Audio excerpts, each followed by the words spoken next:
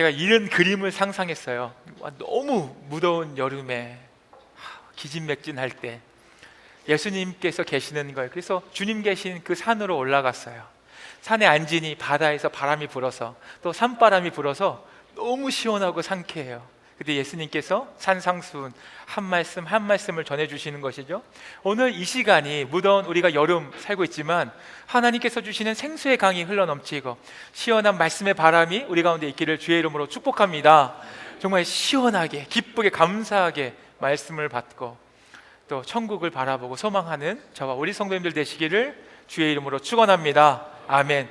오늘 첫 번째 팔복의 말씀 중에 첫 번째인데 마태복음 5장 1절에서 3절까지예요. 그래서 말씀의 제목은 심령이 가난한 자의 복.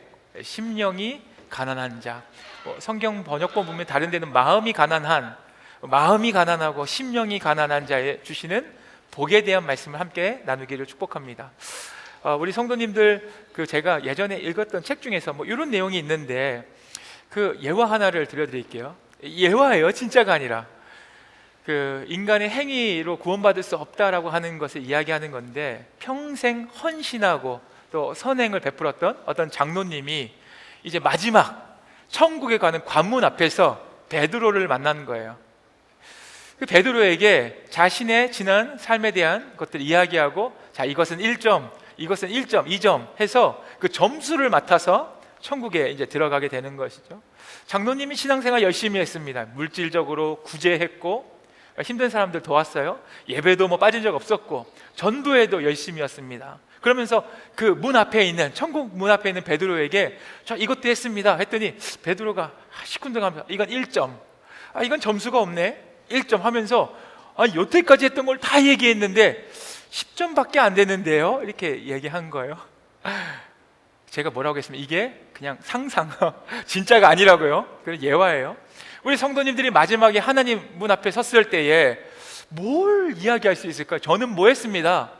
저는 성가대 열심히 했습니다. 저는 새가족부 열심히 했습니다. 하겠죠? 이거 1점. 열심히 했어? 그러면 0.5점 더 줄게. 1.5점. 그런데 이 장로님이 그렇게 열심히 신앙생활 했는데 다 합쳐도 10점 정도밖에 안 되는 거예요. 제가 천국에 못 들어가면 과연 누가 천국에 들어갈 수 있겠습니까? 분통을 터뜨리면서 이야기했어요. 그래서 베드로가 말하는 거예요.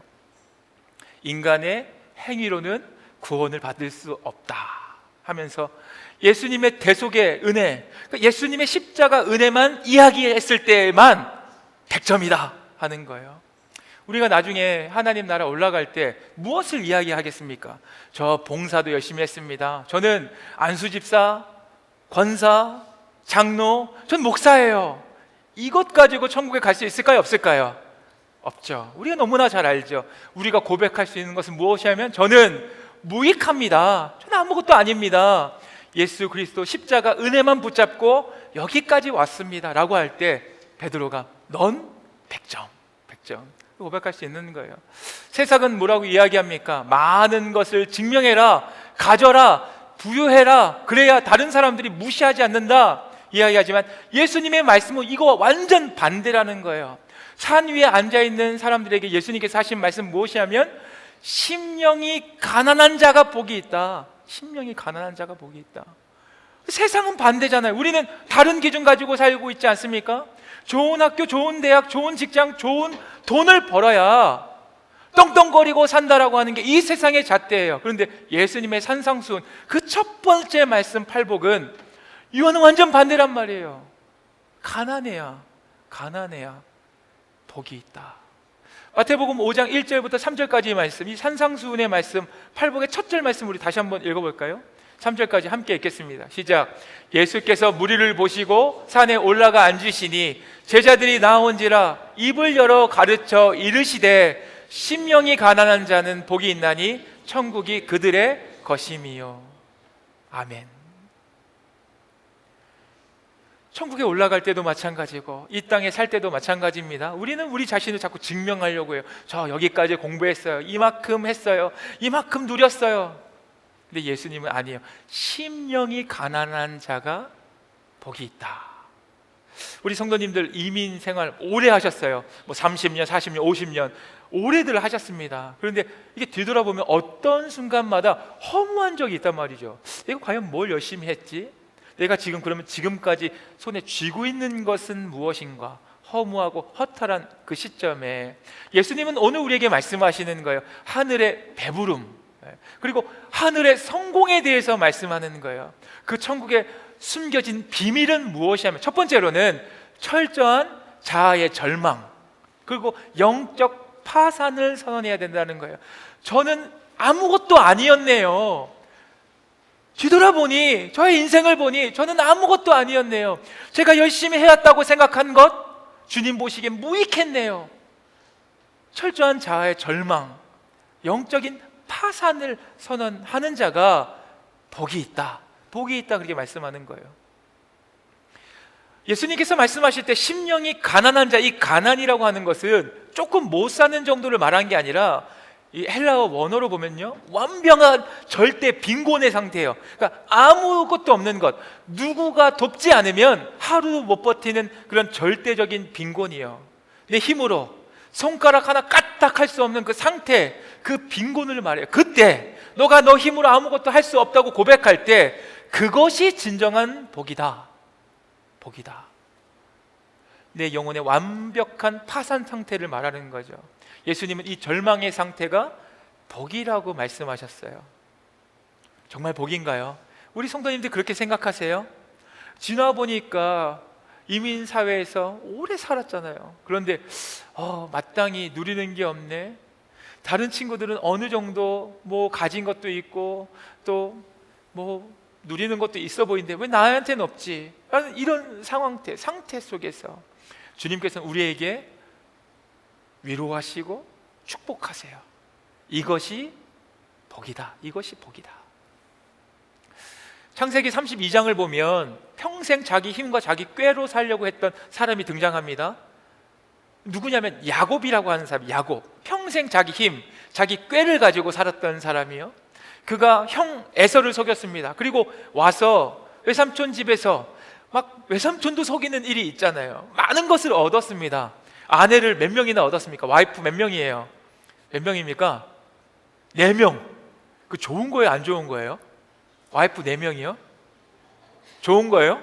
자, 좋다고 하시는 분 개인적인 제 견해입니다. 한 명도 데리고 살기 힘든데 4명, 와, 이거는 복이라고 보기는 어려워요. 자녀가 몇 명이었습니까? 자녀가 아들이 10, 딸 티나까지 1명, 11명의 자녀가 있었어요. 당시에는 놀라운 복이죠. 아내가 많다는 것, 자녀가 많다는 거죠. 소와 양, 가축들이 넘쳐났습니다. 그러니까 힘으로 막 아둥바둥 열심으로 살았어요. 그런데 영적인 완전 파산 상태에 이르게 되는데 무엇이냐면, 이제 외삼촌이 속여서 떠나려고, 외삼촌도 속였고 야곱도 같이 속였어요. 사실은요, 야곱이 물에다 뭘 타잖아요. 그래서 먹은 염소들이 새끼를 낳는데 얼룩덜룩한 게 나오고 막 속이잖아요. 서로 속고 속이는 관계에서 이제 다시 고향으로 돌아오는데 야곱을 죽이려고 벼르고 있었던 사람이 있었어요. 누구냐면 에서가 몇 명의 군사와 함께 야곱을 죽이려 왔을까요? 400용사와 함께 야곱을 죽이러 가고 있었습니다. 야, 죽었다. 내가 외삼촌 집에서 20년 쇠가 빠지게 뼈 빠지게 일했는데 이거 얻은 것 한순간에 다 날아가겠구나. 그 영적인 파산의 상태, 끝났다. 그런 상태가 있었어요. 그가 했던 것이 무엇입니까? 얍본 나루타에서 하나님과 씨름한 거예요. 하나님과. 아무것도 없네요. 뒤돌아보니까 제가 하나님 앞에 한 것이 없습니다. 뒤돌아보니까 내 꾀, 열심, 이것도 다 부질없는 것이었습니다 하면서 하나님과 씨름했습니다. 하나님이 어떻게 하셨습니까? 고관절을, 환도뼈를 쳐서 깨트려 버렸어요. 우리가 이 성경을 이제 쉽게 볼 때는 뭐 야곱이 저렇더라, 우리가 무릎 좀 아프면 쩔뚝거리는 그 정도라고 생각하겠지만 아니요. 우리 어른분들 나중에 양로병원 갈 때 보시면 화장실에서 한번 넘어져서 고관절, 환도뼈 부러지시면 어떻게 걸으세요? 못 걸으세요? 그러니까 그 정도를 말하는 거예요. 그 정도를요. 환도뼈, 이 고관절이 깨지면 쩔뚝거리는 수준이 아니라 이 지팡이, 뭐 요즘 말하면 윌체어나 워커가 아니면은 걸을 수 없는 그 상태, 완전 장애인이 된 거예요. 걸을 수 없어요, 자기 힘으로. 그런 영적인 파산 상태. 내 힘으로, 내 꾀로, 내 열심으로 많은 것을 얻었다고 생각했는데 되돌아보니까 아니었던 거예요. 하나님을 붙잡고 씨름할 때 그가 했던 말이 이거예요. 창세기 32장 26절 말씀. 그가 이르되 날이 새려하니 나로 가게 하라. 야곱이 이르되 당신이 내게 축복하지 않으면, 당신이 나를 지키지 않으면 나 가지 않겠습니다 라고 하는 것이 영적 파산 상태에서 하나님을 붙잡는 거예요. 이것을 우리 성도님들하고 독서 모임에서 우리 몇 달 전에 봤던 김영재 목사님, 우리들 교회 김영재 목사님이 잔소리라고 하는 책에서 이렇게 썼어요. 내 원수의 최고의 무기는, 그러니까 우리를 무너뜨리려고 하는 원수의 최고의 무기는 나를 죽이는 것이지만 우리가 가지고 있는 최대의 무기는 무엇입니까? 내가 죽어지는 것이 우리가 가진 최대의 무기다. 사단마귀가 우리를 막 죽이려고 해요. 넘어뜨리려고 합니다. 그게 그가 가진 최고의 무기예요. 하지만 우리에게는 더 강력한 무기가 있는데 내가 죽는 것, 내가 죽고 예수로 살아가는 것, 그것이 우리가 가질 수 있는 최고의 무기라는 거예요. 또 이렇게 얘기합니다. 환도뼈가 어긋난 불구의 몸이 됐으니 더 이상 야곱은 도망갈 수 없었습니다. 내 힘으로 야곱 에서를 피할 길이 없었어요. 막혀버렸어요. 이제는 하나님밖에 의지할 이름이 없었습니다. 그것이 뭐예요? 야곱의 축복인 거예요. 야곱의 축복인 거예요. 야곱의 축복은 많은 아내, 많은 자녀들, 많은 가축을 얻은 것이 야곱의 축복이 아니라, 진정한 축복은 이제는 자기 힘으로 걸어갈 수도 없는 그 상황에서 피할 길이 없었어요. 죽을 수밖에 없어요. 이제는 하나님밖에 없습니다 라고 하는 그 결단이, 그 의지함이 야곱에게 준 하나님의 축복이었다는 거예요. 찰스 스펄전 목사님도 이렇게 이야기했어요. 완전한 파산이 우리의 영혼을 자유롭게 한다. 완전한 파산이요. 내가 되돌아보니까 아무것도 아니었네요. 제가 해왔던 봉사, 사역, 섬김, 직분, 하나님 앞에 보잘것 없었던 거네요. 고백하는 그 완전한 파산이 우리의 영혼을 자유롭게 한다는 거예요. 우리 성도님들, 이번 한 주간 이런 일 혹시 있으셨습니까? 작은 말 한마디에, 그게 누가 했든지 간에요, 뭐 아들이 했든 아니면 아내가 했든 남편이 했든 아니면 직장 동료들이나 친구들이 했든 누가 했든요, 작은 말 한마디에 자존심이 상해서 밤잠을 설치거나 막 하루 종일 그 생각만 떠올랐던 그런 적 없으십니까? 왜 우리가 그렇게 살까요? 우리 안에 아직 자아가 시퍼렇게 살아있기 때문에, 우리 안에 자아가 시퍼렇게 살아있기 때문에 누가 한마디 하면 막 부들부들 떨면서 나를 이렇게밖에 생각을 안 해? 내가 이렇게 무시당한단 말이야? 자존심 상해하는 것, 밤잠을 설치는 것, 우리 안에 아직 자아가 시퍼렇게 살아있다는 거예요. 요즘에 그 젊은 사람들 쓰는 용어 중에 뭐 TV 같은 데 보면 이런 표현 많이 하는데, 너 뭐 돼? 이게 뭡니까? 너 뭐 돼? 이런 말 많이 해요. 하다가 보면 너 뭐 돼? 뭐 연예인이 연예인병 걸려서 좀 있는 척하면 너 뭐 돼? 이렇게 얘기해요. 우리 뭐 됩니까? 하나님 앞에 뭐 된다고 생각하세요? 우리는 아무것도 아닙니다. 그러니까 심령이 가난한 자, 저는 하나님 앞에 아무것도 아닙니다. 나 아무것도 아니에요 라고 그 결단이 주님께서 주신 축복의 통로로 이어가는 첫 번째 단계라는 거예요. 내 힘을 중단하고 나를 증명하겠다고 했던 자존심을 내려놓고, 누군가 나를 건드려도 저 아무것도 아니에요 하나님, 저 아무것도 아닙니다 고백할 때, 그때 하나님의 일이 시작되는 거예요. 저는 영적으로 완전히 망했습니다. 제가 뭐 한다고 하는 것 오히려 하나님 앞에 무익했습니다. 내 노력과 행위로는 구원에 이를 수 없다고 하는 이 결단이요, 전적인 무능력을 고백할 때 비로소 우리의 병든 자아가 치유되고 진정한 해방의 자유가 있게 될 줄 믿습니다. 이것이 예수님께서 우리에게 초대하는 첫 번째 복에 대한 말씀이에요. 저는 하나님 앞에 아무것도 아닙니다.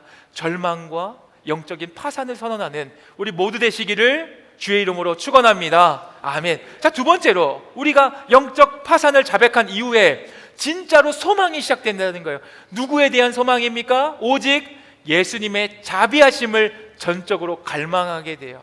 그러니까 우리 자신이 시퍼렇게 살아있다면 어떻게 우리 안에서 예수님 역사하시겠습니까? 우리가 파산을 절망을 선언할 때 우리 안에 예수님의 자비하심 전적으로 역사한다는 거예요. 나에 대해서 철저히 절망해 본 사람만이 구원자이신 예수님을 붙잡게 되는 거죠. 마태복음 15장에 보면 귀신 들린 자녀를 고치기 위해서 한 여인이 찾아와요. 그 여인은 이방 여인이죠. 수르보니게 여인이 예수님을 찾아왔습니다. 예수님께 찾아갔으면 예수님이 야, 너 이렇게 급하니? 너희 딸이 이렇게 안 좋니? 내가 즉시 고쳐주마 하면 좋았는데 예수님이 그렇게 말씀하시지 않았다는 거예요. 그 26절 말씀 보면 15장 26절 보면 예수님께서 이렇게 아주 총명스럽게 말씀하세요. 대답하여 이르시되 자녀의 떡을 취하여 누구에게입니까? 자녀의 떡을 취하여 개들에게 던짐이 마땅하지 아니하니라. 지금 수로보니게 여인이 찾아왔습니다. 그 여인의 아이가 귀신 들려서 고통당하고 있었어요. 그런데 뭐라고 말하냐면 자녀에게 떡을 취하여 개들은 뭡니까? 수로보니게 여인이 뭐예요? 뭐라고 하는 거예요?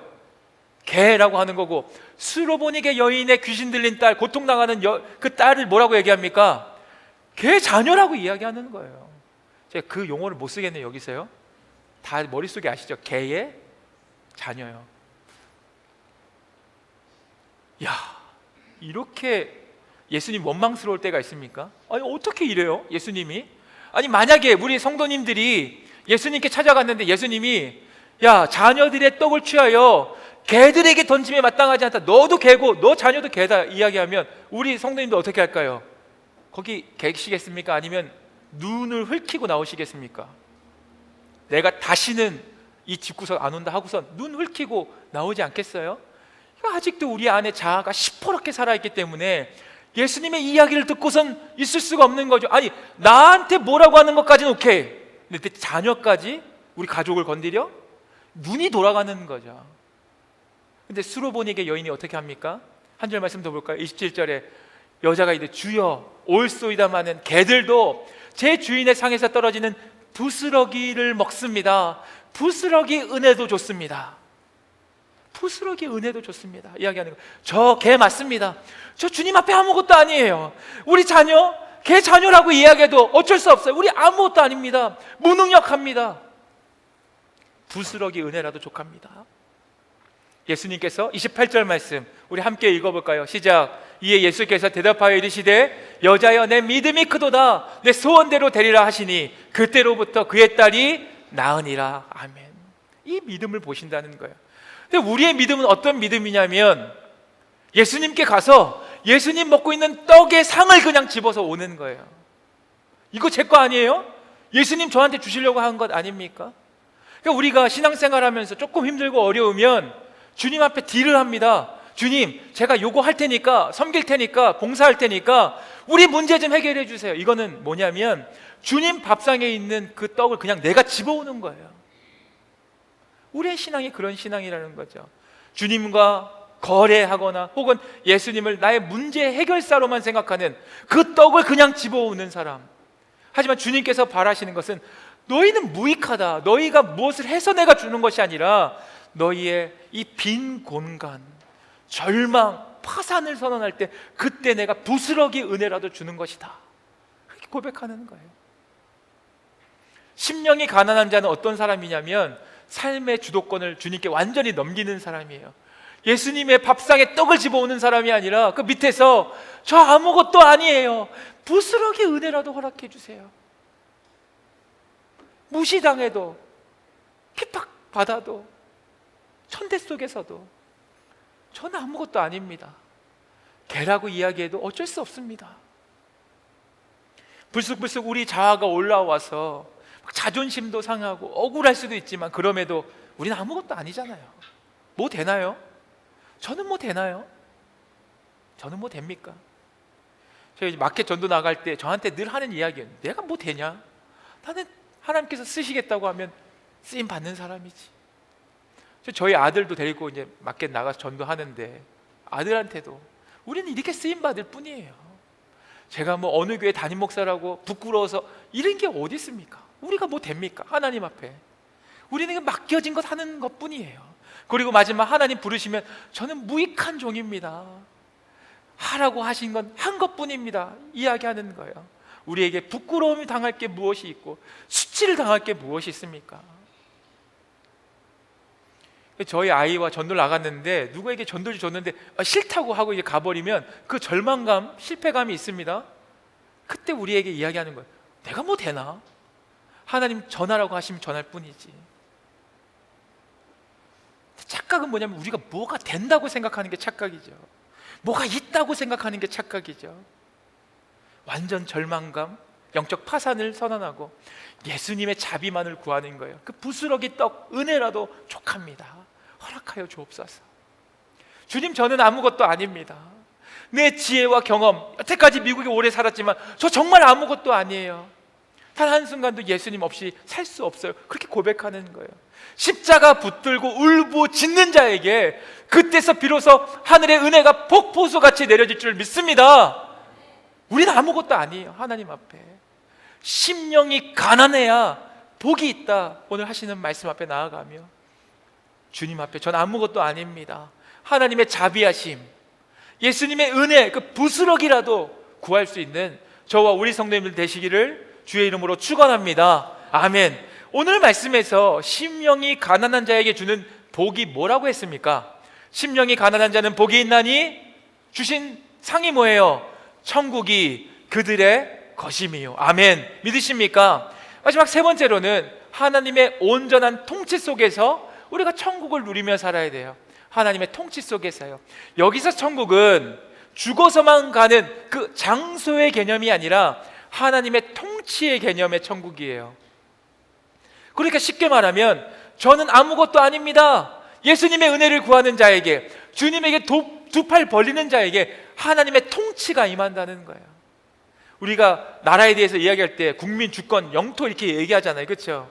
이 주권에 대한 것, 하나님의 주권 속에 삽니다. 그곳이 곧 그 어디나 하늘나라, 천국이 되는 것이죠. 천국의 핵심은 바로 이거예요. 하나님의 다스림, 하나님의 통치. 내가 전적으로 파산을 고백하고 예수님의 자비를 구하는 순간 하나님의 통치가 임하게 돼요. 그때 비로소 우리 안에 진정한 기쁨이 넘치게 됩니다. 이 기쁨은 어떤 기쁨일까요? 우리가 무엇을 조금 얻었을 때 조금만 생기면요, 우리에게 금방 교만함이 찾아옵니다. 나 좀 뭔가 된 것 같아요. 그런데 천국에 예수님의 통치 안에 거하는 사람은 조금 얻었을 때 교만하지 않아요. 왜냐하면 전능하신 하나님이 내 삶을 통치하고 있기 때문에 무엇을 주셨을 때 교만하지 않아요. 반대로 무엇이 없어도, 남들보다 조금 부족해도 기죽지 않아요. 왜요? 하나님의 통치 속에 있기 때문에. 이렇게 사실 수 있습니까? 다른 사람보다 조금만 더 많으면 왠지 있는 것처럼, 아는 것처럼 내세우고 싶은 게 우리의 마음이잖아요. 근데 그러지 않는다고요. 하나님의 통치 속에 있으면. 내가 좀 부족해도, 가진 것이 없어도, 우리 자녀들이 조금 좋은 학교, 좋은 직장에 다니지 않아도 기죽을 필요가 없다는 거예요. 왜요? 우리가 하나님의 통치 안에 있으면, 하나님의 다스림 속에 있으면요, 조금 넉넉해도 교만하지 않고, 조금 어려워도 기죽지 않아요. 그것이 천국이에요. 그것이 천국이에요. 제가 누누이 말씀드리지만 우리는 꼭 죽어서만 천국을 가려고 하잖아요. 왜요? 고기도 먹어본 사람이 먹는다고 천국도 여기서 누려본 사람이 천국을 가는 거예요. 여기서 눈치만 보던 사람은 거기 가서도 눈치 본다니까요. 제가 예전에 한국에 있었던 저희 담임 목사님이 저 유학 처음 왔을 때 미국에 오신 적이 있었어요. 장로님 아들, 장로님 딸이 미국 가서 고생한다는데 목사님이 뭐 일정이 있으셨는데 일찌감치 플로어 앞에 오셔서 전화하셔서 만나자 하면서 공부할 때 책 사라고 책값도 좀 주시고, 저녁에 내가 우리 교단 목사님들 불렀으니까 거기 와, 소개시켜 줄게 해서 제가 그 식당의 이름이 생각이 안 나는데 너무 유학 초기라서 다호갈비인지 대호갈비인지 하여튼 그런데 모여서 먹었던 기억이 있어요. 목사님들 쫙 앉아 있고 저희 이제 막내니까 제일 뒤에 앉아서 우리 교회 장로님 아들, 장로님 딸인데 기도 많이 해주시고 또 뭐 있으면은 도와달라 뭐 이러면서 이제 그랬어요. 저희가 이제 마지막 자리에서 이제 저희 아내랑 저희 혜성이가 뭐 1살, 2살 됐을 때인데 고기를 먹으면서 우리 목사님 그 쓰시는 돈이 너무 이게 좀 죄송하고 아까운 거예요. 한국의 담임 목사님이 미국에 오셔서 고기를 내시는 게 이게 너무나 좀 감사하기도 하지만 많이 먹는다는 게 좀 아깝잖아요. 그래서 뭐 조금 먹었어요. 근데 누가 자꾸 뭐 올유캐닛 이런 얘기를 하는 거예요. 벽에도 써 있더라고요. 올유캐닛이라고. 뭔 말인지 몰랐어요. 마지막에 어떤 사모님이 이제 저희가 아주 어린 목사 사모니까 목사님 여기 무제한이니까 많이 드세요 이렇게 얘기하는 거예요. 끝에 거의 다 먹을 쯤에 아니 목사님도 이제 먹고 일어서려고 하는데 또 시킬 수가 없잖아요. 여기 무제한이에요? 근데 왜 무제한이라고 안 써 있어요? 올유캐닛이라고 써 있잖아요. 올유캐닛이 무제한이구나. 그럼 언리밋이라고 써놔야지. 먹어본 사람이 먹는 거예요. 누려본 사람이 누리는 거고요. 모르니까 거기서 그냥 계속 눈치 보고 뭐 목사님은 먹을 때 고기 좀 먹고 시키지도 못하고 괜히 시키면은 눈총 받을까 봐 또 목사님 지갑에 돈 나오는 것 죄송해서 이 땅에서 우리가 천국을 누리고 기쁨과 감사함으로 살 때 조금 가져도 있다고 으쓱거리지 않고 없을 때 기죽지 않고 기쁨과 감사함으로 살아가야 하나님께서 우리를 부르시는 그날까지 낙원의 삶을 살고 그 땅에서도 천국의 삶을 사는 거예요. 우리 성도님들이 하나님의 통치 안에 거하시기를 주의 이름으로 축원합니다. 아멘. 강도 둘이 예수님 옆에 있었어요. 한 명은 너와 우리를 구원해봐라. 예수님 막 조롱했습니다. 근데 다른 한 강도는 뭐라고 얘기했냐면 우리는 우리 죄 때문에 죽는 거다. 주님 마지막 날 나를 기억해 주옵소서. 그러니까 자기의 죄에 대해서 고백하고 주님 앞에 절대적으로 통치하심을 구할 때 예수님 하신 말씀이 무엇입니까? 내가 오늘 나와 함께 낙원에 있을 것이다. 내일 모레 나중에가 아니에요. 오늘 내가 나와 함께 낙원에 있을 것이다. 우리 성도님들에게 한번 질문해 볼게요. 우리 예수님 십자가 옆에 달려있던 그 강도보다 우리는 조금 더 나은 삶이라고 생각하십니까? 어때요? 어떻게 솔직하게 예수님 옆에 죽었던 강도 그 인생보다 우리는 좀 나은 삶이라고 생각하십니까? 그러니까 신앙은 무엇이냐면 신앙은 내가 강도도 못한 나의 죄 때문에 죽어 마땅한 내가 십자가 져야 될 인생이라는 것을 고백하는 게 신앙이에요. 신앙은 내가 그래도 강도보다는 낫지 않아? 그래도 저기 밖에서 예수 안 믿는 사람보다 낫지 않아? 그래도 교회 그냥 설렁설렁 한 달에 한두 번 나오는 사람보다 봉사하는 내가 더 낫지 않아? 생각하는 게 아니라 나 또한 나 죄 때문에 죽어 마땅한 죄인이다 고백하는 그것이 신앙이라고요. 복음은 뭐냐? 복음은 그럼에도 예수님께 나아갈 때 주님 우리 죄인들을 품어주시고 사랑하시고 하나님 나라로 인도하신다는 게 복음이에요. 사랑하는 성도 여러분, 우리 아무것도 아니에요. 주님 앞에 아무것도 아닌 그 영적인 파산과 절망을 고백할 수 있기를 축복합니다. 그때 빈손으로 나올 때 그때 예수님께서 일하시는 거예요. 우리에게 자비와 은혜를 허락하실 줄 믿습니다. 그 통치의 삶이 천국이에요. 누구 눈치 보지 않고 기죽지 않고 으쓱대지 않고 하나님의 통치 안에서 마음껏 기쁨과 감사를 누릴 수 있는 우리 모두 되시기를 축복합니다. 우리의 생과 사, 기쁨, 감사, 희노, 애락 모든 것을 하나님께 맡기며 이번 한 주도 하나님 주시는 그 생수의 강이 우리 가운데 흘러넘치시기를 축복합니다. 하나님 통치에 맡길 때 하나님 나라가 시작됩니다. 그 은혜의 발걸음, 팔복의 첫 번째예요. 심령이 가난한 자는 복이 있나니 천국이 우리의 것입니다. 그 은혜가 저와 우리 성도님들 가운데 이번 한 주의 삶 가운데 풍성히 넘치기를 주의 이름으로 축원합니다.